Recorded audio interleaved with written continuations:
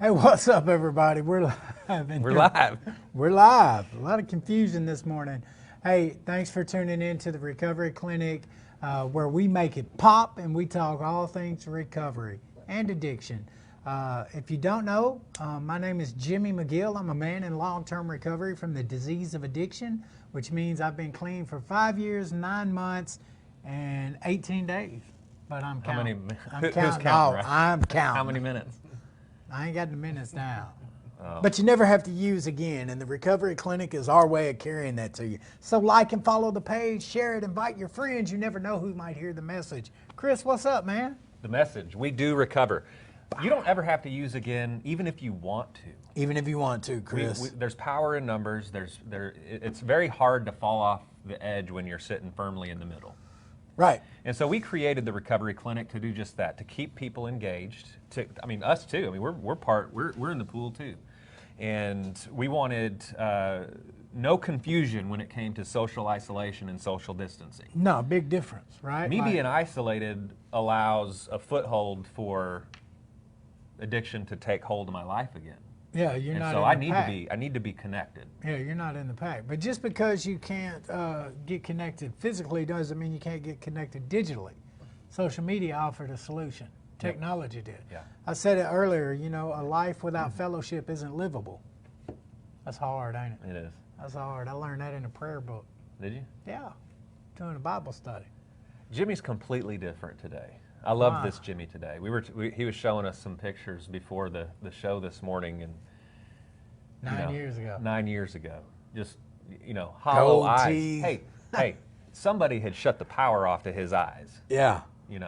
And so Jimmy's a good dude, one of my favorite people in the world, and so thank you. I'm grateful to do the Recovery Clinic each week with you. And today we have a really cool guest. We talk a lot about what Arkansas is doing and how different it is, and how special our movement here. We have from the bottom up, leaders, trench workers, everybody in between are pulling in the right direction. Yeah, everybody's working. Most ways, everybody's doing something. Like a casino table, everybody's working.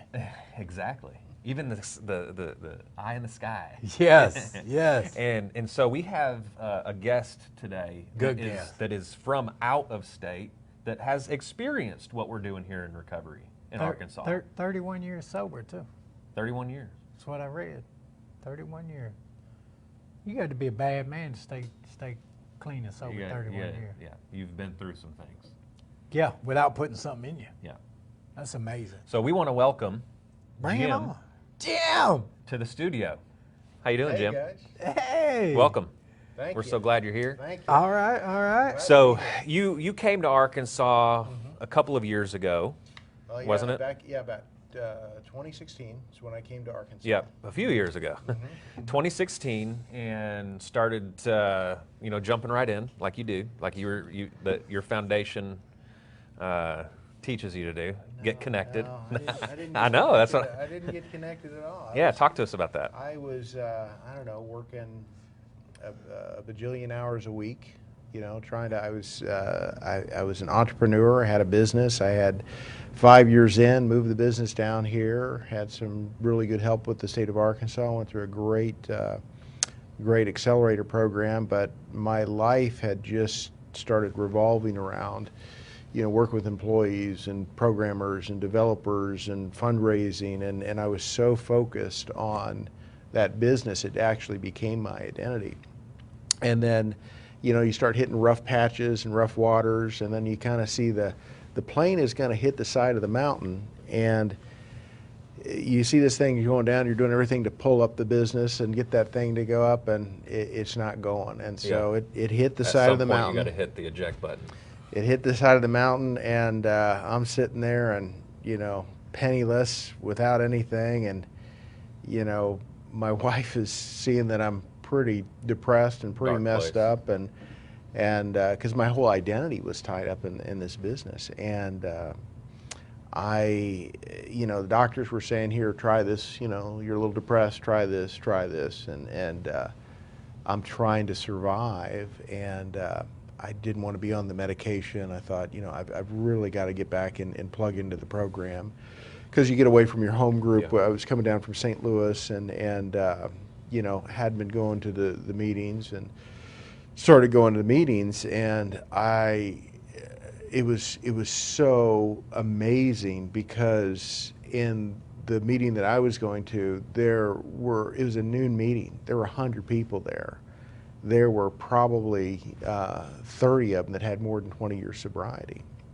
And your pathway, you're referring to the 12 steps. Yeah, yeah. 12 So steps. this was an AA meeting. I went to an AA meeting, and I was just blown away. And I looked up at the wall. They have the promises from AA up there, and I'd been sober for 28 years.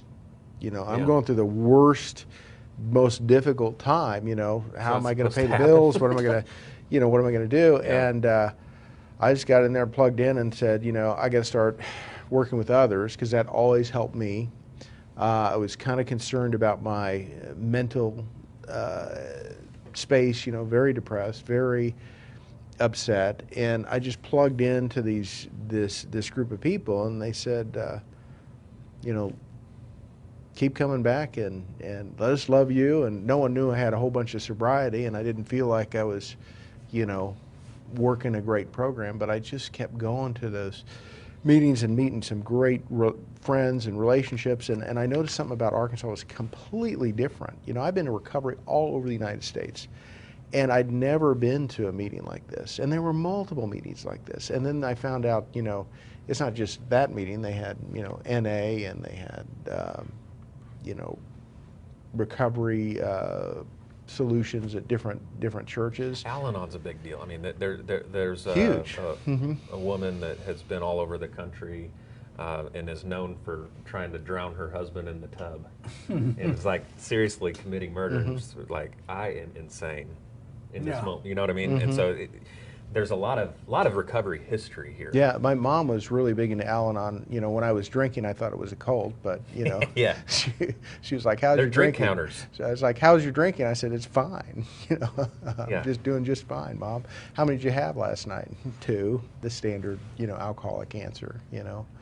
So it so was, when did you realize, getting back into your rhythm, when did you realize that it's going beyond the 12-step community, and it's actually a part of the state initiative? It's it's in all of these other facets of our state that is doing really special things. Well, I started thinking about recovery and, why some people recover, why some people don't. I started sponsoring a lot of people.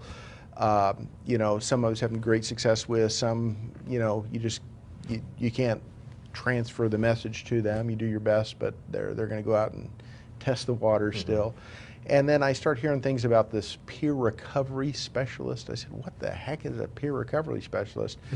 And I started doing more research, and I'm like, oh my gosh, this is a brilliant idea. Why didn't other states do this? And then I started thinking about technology and what kind of technology is there to help people with behaviors. There's an app for losing weight and everything else. And I started thinking about, well, we got all those sign-in sheets in the meetings, why don't we do something, different than that? And started just talking and getting to know judges and getting to know different people, professions. I got to know Kurt Lane and, talked to Jimmy, got to meet you, and just really got to know that, wow, this is some real serious recovery going on here. And it's not just, AA, NA, different things in different churches. I mean, it's just a whole focus on recovery, and it's encouraging and it's enlightening, and the stories down here are just amazing. And Yeah. I mean, the home group I was going through had over 100 people that had more than 30 years sobriety. 100 people Yeah. in my home group. Just From where you were at when you moved down here. yeah, from down here, and then you start looking at things like Joe McQueen or Joe McHugh. He came out of here, Yeah. and then you start looking at the Little Rock approach plan where they did things a little bit differently, Yep. and you're like, wow, this is really kind of cool. And then you find out about when Bill Wilson came here for the first time, it was the largest group of people that he ever spoke in front of. The most he ever spoke in front of was Didn't about know that. 500 people. I did He not comes know down that. to here to Little Rock, and there's 1,500 people he's speaking to. So he's blown away. And this is an area where AA actually started organically. Yes. You know, they sent a big book down here, which got sent back, and it started organically down here. Well, I mean, the guy ordered the book. It was sent COD, and he went out and got drunk. You know, so they sent the book back, and another guy ordered the book again, and they just did a big thing about advertising. If you've ever were curious about alcoholics and alcoholism, we're going to have this guy, Bill Wilson, the founder of Alcoholics Anonymous, come down here, and it just really has been amazing. You know, just really good recovery. Didn't the concept of actual meetings, sitting around a group, wasn't that birthed out of not having enough books? And so, you know, a lot of these groups or these communities only had one book, so they had to meet together to go through it. Yeah, and I think, you know, speaking of the book, I think what was really interesting is because it started organically. You know, everyone always comes out with, you know, we're just like this, only better, you know, and you go back to this 164 pages of the big book, and there's a lot of great information in there. And, you know, when you're working with a sponsee, trying to go through the steps or whatever, and they just don't, you know, they're pulling from the 12 and 12, and I got this from the treatment center, and I got this from the treatment center. I said, wait a minute, hold on, let's just go back to this page right here. This is what we were trying to do. This is what we're trying to accomplish. And then Joe and Charlie's Big Book study, which, you know, was very popular, kind of came out of here. And then Joe, I mean, his stuff went to Recovery Dynamics, been all around the world. Yep. Yeah. You know, and then you and Kirk are going to different states and talking to different people, and everyone's kind of looking, hey, what's going on in Arkansas? And we can start seeing our numbers starting to drop, and there's something really special here. Yeah. Mm-hmm. So when you say you have 31 years to somebody and you're open about that, do they say you must have had a rough time in grade school? Because you don't look like, you know. Talk to us about a little bit about. I'm actually 54, so I got sober when I was 22 years old. That's wonderful. And I mean, that's the whole point of it, right? Yeah, I was real fortunate in that, you know, when I got my first buzz, really good buzz, I was about 12 years old, and I started smoking weed at about 13. And today, you know, it seemed natural. You know, I had friends around me that were doing it. It was just kind of, we grew up in a nice neighborhood. We just kind of, everyone drank like a fish. You know, my parents and my parents' friends, and, you know, everyone was always drinking. It was just a big social activity. It was nothing wrong with that. So I started drinking that first drink. I loved it. It was wonderful. I liked that altered feeling. And about 16, you know, Mom had this crazy idea to take the whole family to this dysfunctional family thing, and she thought it was because of her parents' alcoholism. And she was in ACOA and Al-Anon, and I thought, this is the dumbest thing. This is the worst. One thing that I knew for sure, beyond a shadow of a doubt, is that I did not have a problem. I knew that. I was cold on that. I knew that too. And she just kind of hounded me, and, you know, when I finally figured it out that I might have a problem at 22, I'd come to that point many times before, but never done anything about it. And my step to do something about it was to pick up the phone and call my mom, because I knew she would never let it go, and I would have to get help. You know. And she says the next day, Jimmy, do you remember calling me? I'm like, yeah. Do you want to talk to someone still? And I said, yeah. And so That's pretty cool. Usually that window's pretty. Yes, it's short and narrow. And Yeah. But I went and talked to the guy, and I spent 3 hours. He became my sponsor, Tom. And it was funny because 3 hours, he says, well, tell me what's going on. And I wanted him to tell me, am I an alcoholic? He says, well, I can't tell you that. He says, I can't tell you that. I'm like, well, how do I find out? And he said, try some controlled drinking. I'm like, what's that?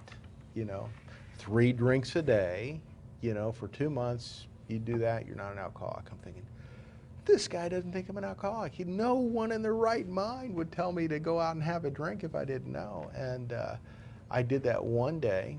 And by the end of the week, I was back on cocaine, which I'd gotten off. I'd gotten off of here, and I did the whole 2 months within. I mean, I drank like a fish, and it's like, oh my gosh! I called him back and said, yeah, maybe I do have a problem, you know. So he says, well, maybe we should go to a meeting. He takes me to the first meeting, and I was like, I don't know if I don't know if I can say I'm an alcoholic, because I know that means you can't drink anymore. Right. There's no. Gotta let it go. And Gotta let it yeah, go. they The try to, the relationship with you and the bottle is coming to an end. I baby. couldn't do that. My There's a hope was, breakup. how Yeah. could I drink like a normal man? I didn't want to say that. So I said, what do I say? And he says, well, tell him you're just looking at the program. So I said, hi, my name's Jim. I'm just looking at your program. They all, pan out. Man, well, hey, that sponsor's messing with newcomers. He knows it's what he's doing. they all took me in the back room, had a first step meeting, and they kind of shared.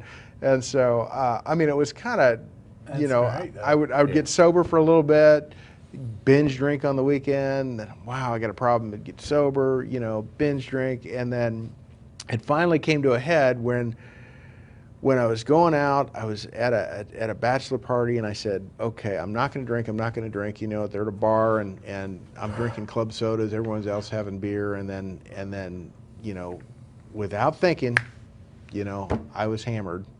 And it just happened. There was no defense Right. against that. And so I came to the work the next day. I told my boss I'm going to an AA meeting. I got to do that. And he says, no, you're not. He says, I'm not going to let you off early to go to an AA meeting. He says, you came in here and picked up your car at 3 in the morning last night. He says, I'm not going to have you go to AA meetings and go partying the night before. So if you go to an AA meeting, you don't have a job. And I said, well, Tough choice. I said, I'm an alcoholic, and I'm going to go to the meeting. And I went to the meeting. That was the first time I said I was an alcoholic. And he let me keep the job. He let me keep Oh, the wow. job. And I remember after I was there, sober for a month, they'd had a big sales meeting. They said, well, we got to bring Jim up. We're really proud of you, Jim, because Jim has not had a drink, and he's been going to AA for a month, you know. And I said, what's the second A in AA stand for? Yeah.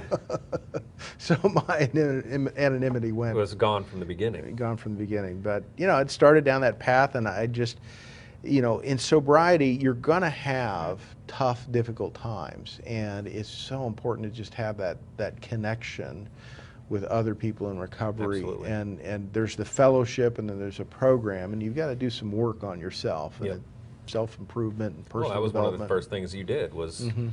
choose recovery over job security, Yeah. because you got to put recovery first, Mhm. and you did. So you've always, you know, knowing you've always been fascinated in stories and Mm-hmm. storytelling, and when you've, you know, moved here and got plugged back into recovery, being aware of what's going on in Arkansas, Jimmy and I talk about it.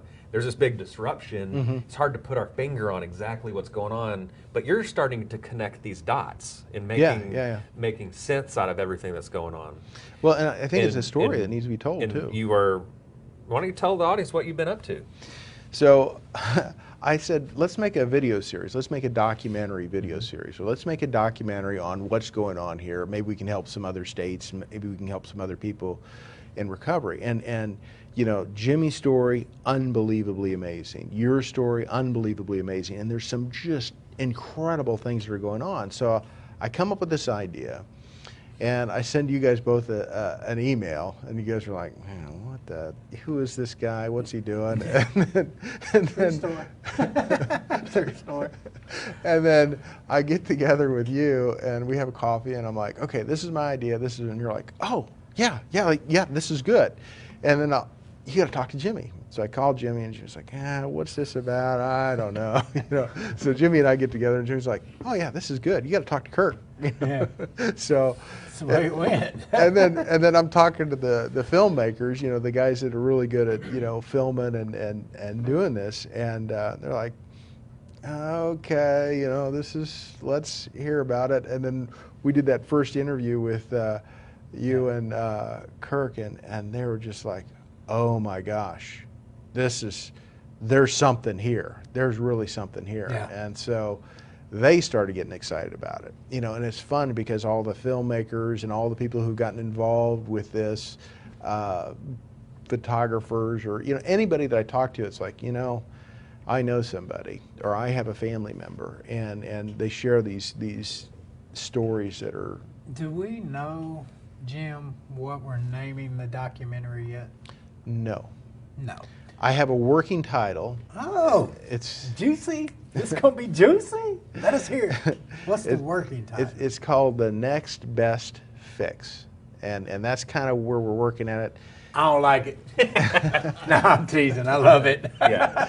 Well, the challenge is you're looking at a fix. You know, an AA person, a drug addict. We're always looking for our next fix. We'll go through any links to get that next fix. The next fix. And we're trying to fix the problem of recovery. How do we get more people in recovery? How do we save lives? Because recovery is not just about. I mean, people die all the time, but we're talking about destroyed families, destroyed parent relationships, destroyed sibling relationships, destroyed marriages. I mean, there's just so much devastation that comes from this. And just to tell the story of how do we get recovery? How do we get there? And to give people hope. Yeah. And your stories are so powerful. There's so much hope in that. Yeah. Well, go ahead. Well, I was curious because I know that you've got Jimmy and Kirk's story, you've got Chris and Bobby's story, then you've got the parents and the advocacy, and I'm sure the governor falls probably in the Jimmy and Kirk story. I know that. I'm curious, is it a 3-part documentary to where, okay, this story will be told, and then this story on the treatment prevention side will be told, and then this advocacy of parents side will be told, Kind of, sort of. Bring it all together in a finale. Yeah, you're kind of bringing it all together, but it's challenging because when you go to make a documentary, and if you read any books on documentaries or anything, you come with a vision of a story, and then you start doing the interviews and you start saying, oh, there's other parts of the story that we didn't get. Yeah. That it becomes you can tweak that story or change that story. The key is we're going to focus on doing a 3-part series. Now we might have enough for an 8-part series or a 10-part series or whatever. I mean, there's so much material, great material down here, and we've got so many great interviews. But well, I've always wanted to do this, and you have some footage. You have what is the beginning of a movie trailer. yeah, we got a teaser reel. Yeah. Why don't we roll the clip? I've always wanted to do that. Roll the clip. Roll it!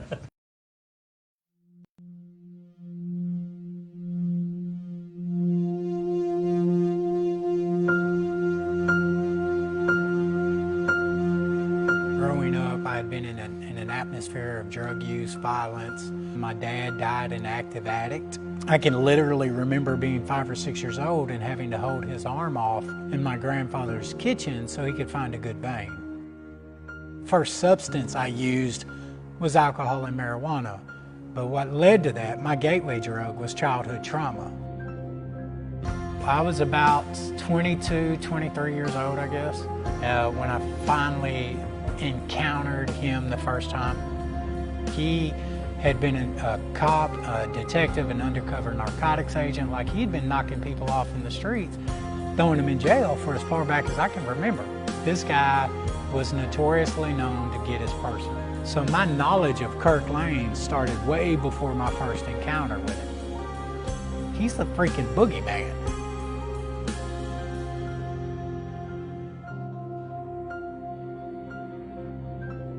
I've lived in the hells of addiction. If I didn't actually have a drink in my hand, my mind was wrapped around it. I didn't think I was worth recovery. And what a sad place to be. Because when I see people trying to find recovery today, they are in that same position. They don't feel worth recovery. They didn't care what race you was, where you sat on the economical level, or what your religious belief was. And I think that's what makes recovery so unique here, the support that they had. They didn't just tell you you needed recovery. They walked you through the program. They was hand in hand with you. They sat with you. They gave you the program. They brought the message. They shared openly of themselves. Because if we didn't speak, who would know? And even though our children are gone, I know my son wanted to recover, desperately wanted to recover, and he had big plans. Addiction had reduced my son to a picture And that was sacred. And I didn't want to let go of it.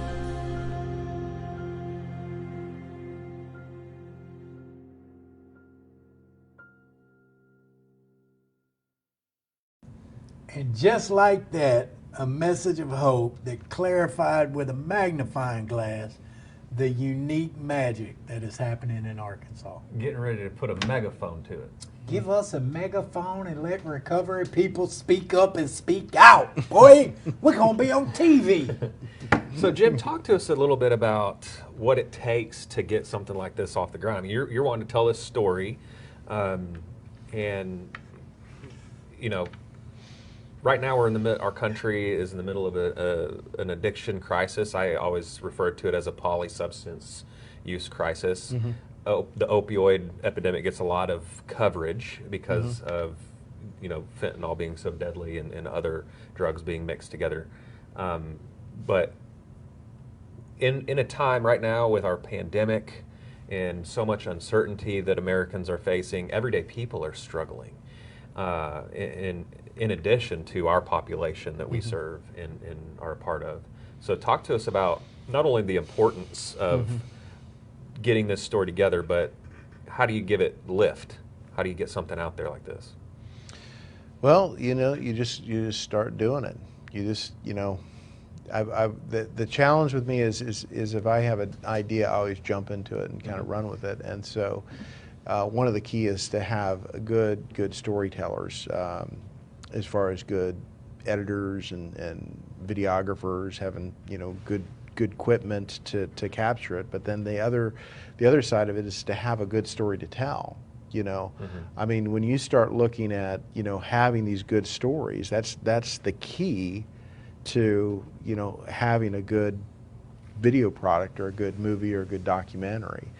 The distribution side, you know, that'll happen on its own. You know, I think we've got something really, really good here, and I've shared it to a lot of people kind of in the know, and they said, oh yeah, this would go really good. I would watch this documentary in a heartbeat. I'm looking at the comments from all the viewers, and so they've all got a common word in the beginning. Wow, W-O-W, with like, it goes all the way up, all the way down through there. Hey, you saw it here on the Recovery Clinic first. Yeah. The exclusive teaser. The first one. But initial reviews are in. So let me ask you this. When I think documentaries, I think Netflix, Hulu, Apple TV, what else we Amazon. got? Amazon. Of course, I love HBO. Prime Video. Yeah, you've got HBO and Showtime. Yeah, they have documentaries. They don't But get you have to near pay for as that. So, I mean, just like they don't have as big of the distribution. I think. So yeah, right, because most people, you know, they access Showtime and HBO through Netflix or Prime Video, or Prime Video, not Netflix. But what is your ideal landing post for the documentary? If you could pick one distribution center, who are you shooting for? Oh, I'd probably shoot for Netflix, you know, unless somebody made a better argument for going with something else. But it just seems to, you know, people have a Netflix account. There's a lot of other accounts that would be out there. You know, Amazon certainly has a good one. Hulu has a good one. Apple has a good one. Yeah. But, you know, you just look at those things as far as streaming, and I think right now is a perfect storm because a lot of those places are looking for content. And they're having difficulty finding content, and you know, here we've got, you know, we're 80% done on this, you know. And then, you know, another aspect of what you've done, it's kind of like the first and the second step, right? Like we all know the problem, but you've put a magnifying glass on the solution. That's what we need. And another innovative effort that other states aren't doing was Arkansas utilized state opioid response funding from the federal government to do this, to do the recovery clinic. Yeah. Because during COVID-19, you had this astronomical spike for mental health, suicide rates. Triple in Arkansas. Triple in Arkansas. 40% increase in overdoses in America. See what I mean? And no other drug czar got behind two recovering people and said, okay, listen, we need to figure out a way to reach through Really, social media. really, really good. And this is a point. key importance. You know, is when you look at Kirk and Asa and everything else. They're kind of going against the grain. How do you take guys that have had a serious background, felonies and all the things, but who are in recovery and know it, and people who are getting sober respect those people, rather than an academic or somebody who's just going to bloviate the PowerPoint presentation and say, no, this is real. I've been an addict. I've gotten through there. But what the state is doing, and you think about, what Kirk took the risk on and what the governor took the risk on. A huge risk. That and risk it's paying has a name. off. That risk has a name. Mm-hmm. Yeah. Mm-hmm. Yeah. Jimmy McGinn. How was the risk, right? I love it, but though. Look at the outcome.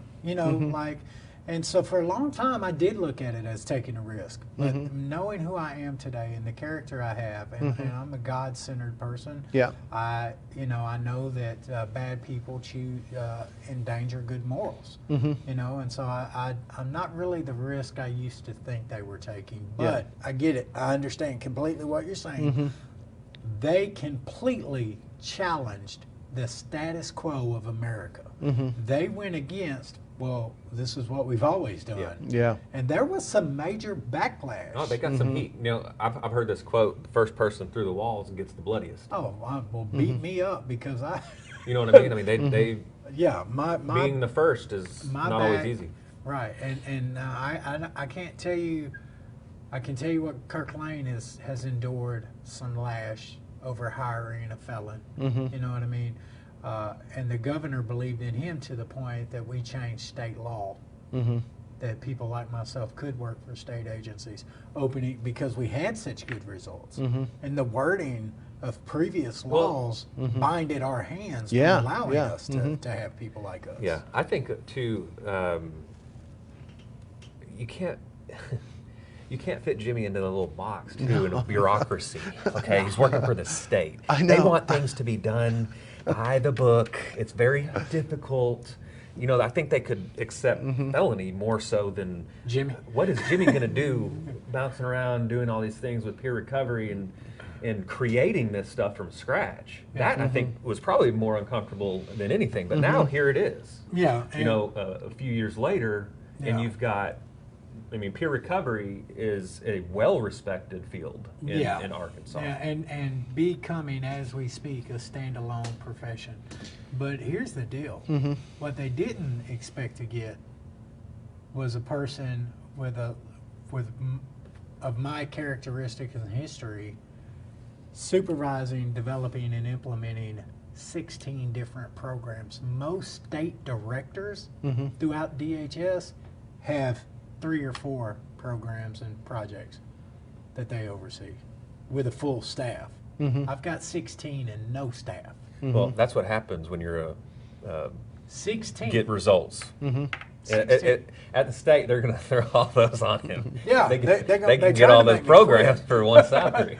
They want my back to collapse and say I'm done. That's a lot. Well, yeah, Well, you've done an amazing job. my hat's off to you. It's an amazing story. I just think, I always look at big entrepreneurs. You got Orville and Wilbur Wright. Yeah. You've got guys like that who, in spite of the lack of government help and actually the detriment to government help, you've got a couple people within government who say, nah, I think we can change this. I think we can do it, and I think we can make it happen. And the results are incredible. Yeah. We're having some really good results. People staying sober, and there's a lot of people in recovery who I talk to, and they are so excited about becoming a peer recovery specialist. Yeah. Yep. Yeah. No, there's incentive, not only incentive, but there's excitement to be Passion, a part of. Well, it gives purpose, like it's one thing to carry a message of hope in my personal recovery, right? Like being of service and servitude, like we're taught that to maintain our recovery. But to go a step further and incorporate that in your professional life and make a competitive living, right? Like you're talking people that were never supposed to make $20,000. I mean, they have good salaries in Arkansas, and it's no longer just grant funding. Like I look at places like AR Cares who are hiring peers, places like Incura, places like Natural State, places that are hiring peer support, competitive salaries in the 33, 34, 35, 36, 37 range, right? The Department of Health even hires them. Yeah. These are not grant-funded peers. We're no longer trying to show the effectiveness and why you should hire them. At this point, we've got overwhelming data that makes you look like a bad decision maker if you don't hire them. Yeah, absolutely. I mean, the economic toll on addiction on our economy is in the multiple billions. But if we invest in recovery, we net gain. Yeah. For every dollar spent, Well, I think you we think net gain 8 or something like that. You think about the cost to society of a addict running wild. I mean, it's just huge. It's just huge. I mean, you look at just DWIs. You know, the death tolls on DWIs is 10,000 a year. It's consistently 10,000 a year, and that's deaths. You know, it doesn't include all the wrecks and everything else. But you put the insurance dollars on that, and you're getting into the hundreds of billions of dollars. Well, that's crazy, man. Yeah. That's a lot, man. Yeah. So you've got the family perspective through the tragedy of loss, and then turning that into purpose, and becoming an advocate. You've got the Jimmy and Kirk Lane story, which is basically the cops and robbers with a happy ending. With a happy ending. Kind of like a CSI TV show, you know, when they take the bad guy out of jail and he works for the law. It's amazing. I mean, I went with this guy into a jail one day. He's like, what were we doing that day? You were looking. Oh, evaluating. You were looking to see if they're going to turn in a recovery program inside the jail through peers. And he's standing in a suit, tie, talking to some of the people incarcerated in this. It was a big work release program. He got people popping up on their bed and is like, J-Bo? Is that you? He's been in there, flipping over dominoes, playing cards. Like, spent a lot of time in there, gambling. And now here he is, you know, talking to them about, we're going to put a program in here, and would you be interested in this? Would you be interested in finding recovery? But here's the thing. He was unrecognizable to him. Yeah. That's the miracle of recovery. And that's the same thing that happened at Overdose Awareness Day when he met Kirk again. Like, he didn't even recognize him. Yeah. So that story with that is a powerful story. You've got Bobby, me, you telling those stories, but you also have covered, professional, physician. You've got judges. You've got a judge. You know, you're telling every single facet of how we can overcome the addiction crisis with coming up with a solution, but it takes everybody. Yeah. You know, it's not just one say department. It's not just one department. Yeah. You know, it's the whole building. You know, I got a good judge for you too if you want one. He believes completely in recovery. He started the first veteran court and first drug court in Arkansas. He was the last judge to sentence me and the first one to get a peer specialist. Really? Yeah. He probably knows. He might already have it. Probably knows Vic. Yeah. But anyway, Sandy Huckabee would have been awesome. a judge. Talk to us about tying a pretty bow on it, like with this part series, what you're wanting to do, and I guess what I'm trying to ask you is, what's the big takeaway that you want viewers to? You give them the teaser. There's a wow, but really, what do you want to sit with them? What do you want to marinate after they watch it? Well, so many people. It's kind of like when I was out drinking and partying. The thing that I knew was I was not an alcoholic and I didn't have a problem. I didn't have a problem with drugs, and it wasn't my problem. Even though my life was falling apart, all the things out there. So I have this perspective that is not correct. And a lot of people, when you talk to them about recovery or addiction or things like that, it still goes back to, well, that person doesn't have willpower. Or that person, so there's kind of an attitude that people don't really understand it. And I just kind of want to pull the covers back and give people a deeper perspective in there. That if they have a problem, that there is hope. If they have a loved one that has a problem, that there is hope. That there is hope that things are changing, that we're getting through this, we're going to get through it. The numbers are disparaging. When you look at the overdose deaths that you're talking about, those numbers are not even accurate. You think about if you're a dad or a son or a mom or somebody, and you have a loved one who died of an addiction, you're talking to that coroner, that doctor, and saying, no, we need to put heart attack on the death certificate. We need to put this on the death certificate. I don't want his or her memory to be one of an addict. So when you look at those numbers from the CDC, they are way off, way off. There's a lot more people dying than we realize. And I want to kind of peel that back, kind of look at the program from addiction and recovery from a different perspective, and then help kind of change a paradigm shift in how we think about it. Because there's a lot of government entities saying, what do we do about it? There's a lot of money that throws through the federal government that people don't know how to spend or what to do or how to use it, and it goes in the general budget, or they don't even know what to do because they've got people doing what they've always done, and they don't know different methodologies. And we're a great example of what can be implemented in other places. I mean, you're listening to you talk now. The three people at this table, if society had its way, we weren't supposed to make it. No. We weren't supposed to. No. We were considered. Throw away the key. Yeah, we were considered write-offs. Throwaway throwaways. piece. Yeah. And so I think that's, if I'm thinking of a takeaway, I think that's, part of what I would want people to see is there's a lot please of, don't give up. Yeah, on don't people. give up. We don't know. There we is a had solution, and we know what Michaela. it We had is. Michaela on here. How many times did she 13. overdose? 13. She 13 overdosed 13 times. And now, you get to see her beautiful smile radiating, and her light's in the world. And so we just don't know. I shouldn't be playing that role on judge, jury, and executioner on people. And so we're appreciative that you want to share these stories to I'm get excited. a message. All of these stories come together to share that message right here. We do recover. We do recover. Absolutely. And so, is there any? We always like to give the final word To Jim. To Jim, if you want to look right there with those big, beautiful big one. eyes. Hey, Mom. Thanks for hounding me about my drinking and my abusing. I appreciate that. Thanks for counting those drinks, Mom. I appreciate that. So, thanks, Mom. Anything else you'd like to say to anybody?